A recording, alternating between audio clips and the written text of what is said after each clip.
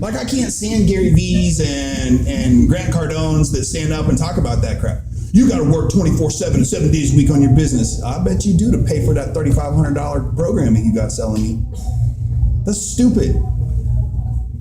What you have to do is mission accomplishment as quickly and as fast as possible with a laser point objective and get it done. Because let me tell you something. How many of you have families, kids? Raise your hand.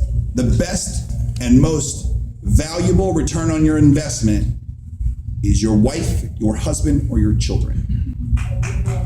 If you do not take care of that business and you're not the CEO and the entrepreneur of that business, no matter how successful you think you will be, when you get back home, it's all messed up. Like, imagine we're downrange, right? We're fighting. We haven't eaten. We're stressed. We do everything. And then we come back home and there's no home. 60% of the military is divorced. You come back home where you can utilize 7 R's, but there's no home. I can't stand it when someone stands up and tells me how successful they are in their business, like the monetary portion is important. Say that to the little girl that you just ignored for 4 hours because you're too busy on your iPad or your iPhone taking a phone call. That's the same little girl that 10, 20 years later is out on opiates and drugs because they didn't get the attention from their father they should have gotten because you thought you were doing something that was right. You already deployed like 12 times. You're already gone as it is. And then you're the first one to talk about society today is all messed up. These kids, what's going on with them? Let me send this text. I'll get with you in a second. Come on. You have to define your business at home, define your business within yourself, make that successful first before you can start preaching to other people. Once you have that model, the rest is easy, man. YouTube. I'm serious. Look, there's a chapter in my book where I talk about just ask Siri. I know you're laughing, but I'm being serious. I love it when veterans come to me like, I don't know how to get a job. I don't know how to do my resume. I'm like, you got an iPhone? Yeah, pull out your iPhone. How do I make a resume? Thanks, Siri. Siri, hook you up. You don't need anything else. Alexa, hey, I need to get a job. Oh, well, here's some jobs in your area. That was easy. Ask Alexa how to make your family better.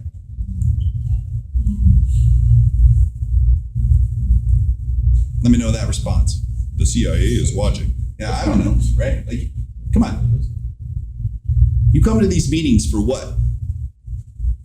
To gain something. You want to be something, you want to do, you think you know what you want to do. You have no clue. You're like a bunch of little kids. You have no clue what you want to be when you grow up. I'm going to blow your mind in a second, all right? If you have children, right? How many of you have children? You got little ones? Like little, who's got some little ones? Like 3 to 8 to 12, somewhere right around there. All right. And now think about the older ones you had when they were little. So up until the point about 5 to 7, right? Your child does not understand the concept of God. Now, when I say God, for those of you who may get offended, I'm talking about a higher being in general. So you name it whatever you want to. I'm just saying whatever you believe in, it's bigger than you. It's up there. All right? Your children do not understand that concept yet. So who's God? You. Now ask yourself, are you being the God that you would pray to?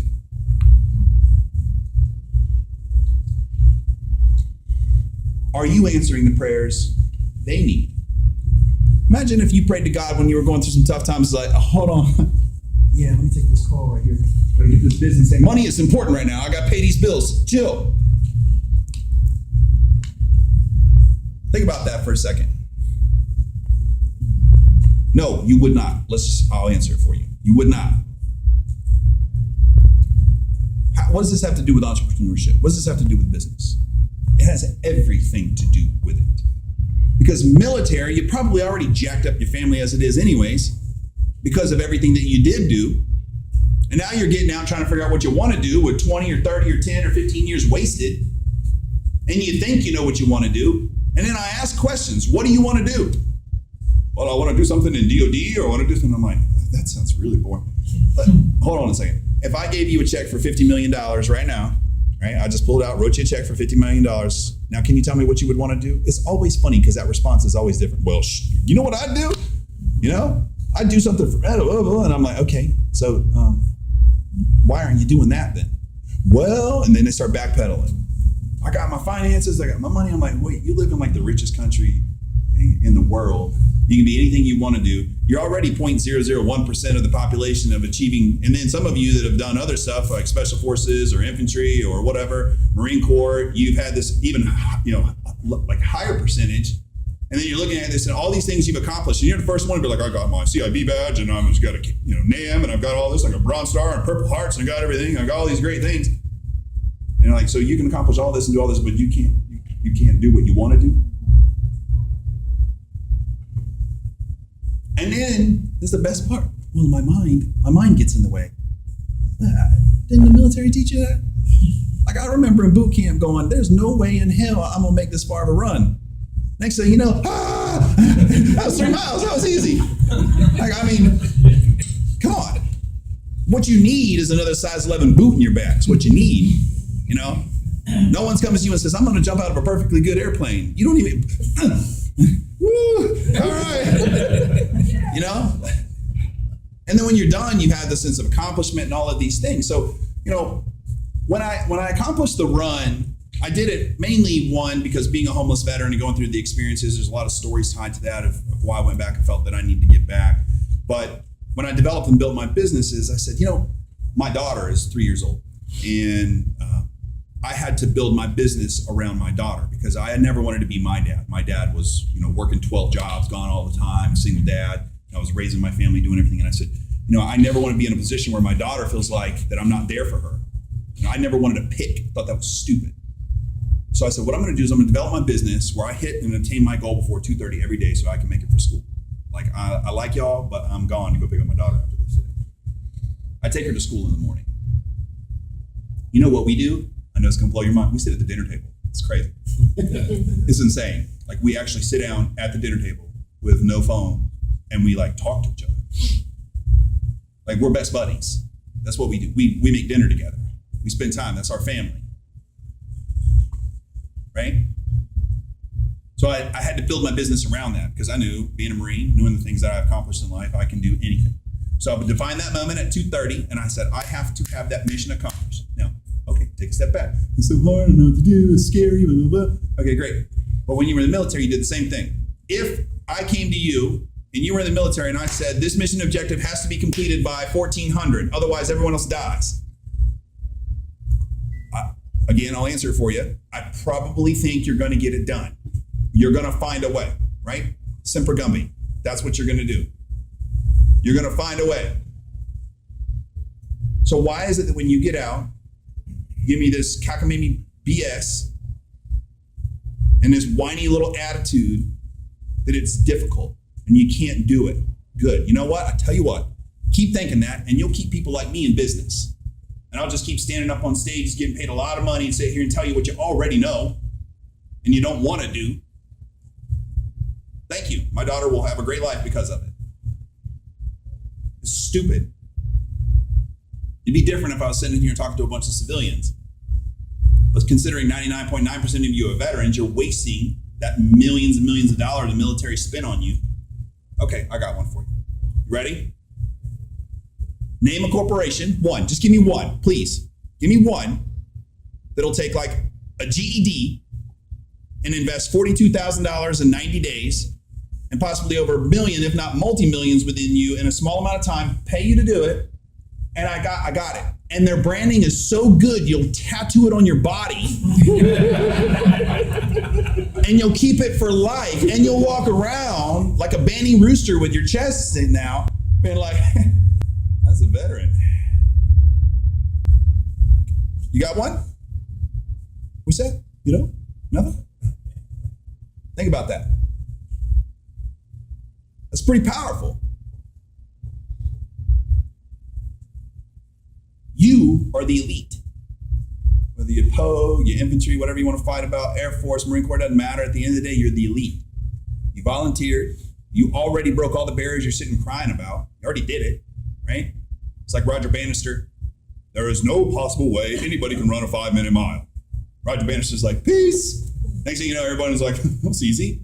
You already did all that. Already accomplished it all. And now you're coming back and being like, I don't know what to do now. I tell you what, why don't you watch some more TV, watch some more Facebook, watch some more social media, talk about how weak you are as veterans, right? Make them right. Make all the civilians right. Y'all all got PTSD, right? Because what, like, again, 0.01% actually even went to combat. But for one, I don't think I've ever met anybody that's not special forces or been in combat. I'm not saying that it's not important. I'm not saying that are those that deserve it, like benefits. If you deserve benefits, get it. But let me just tell you, benefits is just workman's comp. VA healthcare is just Medicaid. Come on. Be a capitalist. You want the best of the best. Utilize the resources you have that you've already been given to be the best of the best. Why worry about having a VA doctor when you can afford a good doctor or your own doctor? You're in America. You can do it. You already have the resources and you've been trained millions of dollars and you have the support system of people that will help. Why live your life in this mundane, boring, slave type model because you're scared? And if you're going to do that, get the hell out of the way and let the rest of us go up there and make it happen. Because that's exactly what your DI would say to you. And that's the person. Because remember, there were 2 times you were born. The one your mother gave you, and the other one where you rappelled down with a K-bar, right? No, I'm just kidding. You're a drill instructor. The day you became a soldier, a sailor, Marine, whatever a coastie is, I don't know exactly what they become. Right? You got to ask yourself, what are you doing with that life? What are you doing with that investment? And that's the key point I'm trying to tell you guys here. Like, look, I ran across the country simply because you won't. I got up at 3 o'clock in the morning simply because you won't. I completed 22 miles every day for 65 days straight. 22 miles a day. Google it, you'll see it. It's all over videos, everything. We filmed the whole thing. 22 miles a day, 1,600 miles ran, and then every week I ran a marathon, 26 miles. And then I ran ultras at 41 and a half.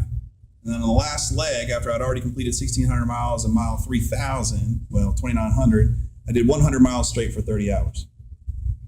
Nonstop. Because you won't. Do I look like a runner? I look like I'll eat you out of house or home. But one thing the military taught me, one thing the Marine Corps taught me, because I can't speak for the other branches, is the mind, right? John Rambo, is the best and most powerful weapon that you have. And when you've learned to control that, which we've already all been taught, everybody else just needs to get on up out of the way. You are where you are right now because you choose to be there. Your success level of what you consider success is where it's at because you choose for it to be there. You don't have money, that's your problem. You don't have the success in the business you want, guess what? That's your problem. And that's because of you. Because a great leader takes all the heat and passes on all the credit. You want to build a business with a purpose. Because it's going to be hard. See, we purchase pleasure for our inability to endure pain. Every single thing you have on, or that you buy, or that you purchase, is because you're too weak to endure the pain to understand that the pain is the true pleasure. Tell me a story, please tell me one movie, one story, one experience in the military where you talk about where it's easy. Man, you remember when that drill instructor put that pack on our back and we had to go 50 miles and 80 pounds on it, right? That's the best part of the story. David and Goliath. What if Goliath was just like, boom, I win, ha, what's up?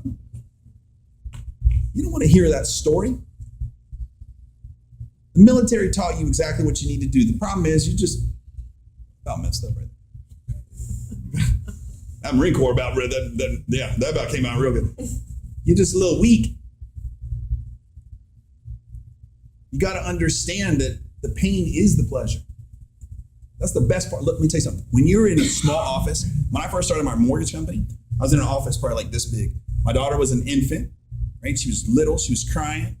My wife was sick. I was taking care of her, like doing everything, I was making like cold calls, holding my daughter like this, like, all right, yeah. Is that a baby? Hey, yes, baby, shut up. Come on, it's cool. And I would use it and do everything. And I was putting it together. And I would go through all those struggles.